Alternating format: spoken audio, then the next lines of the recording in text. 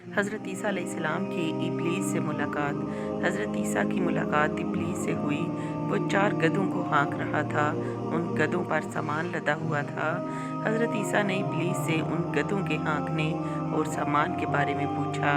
ابلیس نے جواب میں کہا کہ تجارت کا سامان ان گدھوں پر لدا ہوا ہے اور خریدنے والوں کو تلاش کر رہا ہوں۔ حضرت عیسیٰ نے اس کی بات سن کر پوچھا، پہلے گدھے پر کیا سامان ہے؟ ابلیس نے کہا، ظلم۔ حضرت عیسیٰ نے پوچھا، اسے کون خریدے گا؟ ابلیس نے کہا، بادشاہ۔ دوسرے گدھے کے بارے میں پوچھا کہ اس پر کیا لدا ہوا ہے؟ ابلیس نے کہا، حسد۔ حضرت عیسیٰ نے پوچھا، کون خریدے گا؟ شیطان کہنے لگا، علماء۔ حضرت عیسیٰ نے پوچھا، تیسرے گدھے پر کیا لاد رکھا ہے؟ شیطان نے کہا، خیانت۔ حضرت عیسیٰ نے فرمایا، کون خریدے گا؟ شیطان نے کہا کہ تاجر۔ پھر چوتھے گدھے کے بارے میں پوچھا کہ اس پر کیا لاد رکھا ہے؟ ابلیس نے کہا، مکر و فریب۔ حضرت عیسیٰ نے پوچھا، اسے کون خریدے گا؟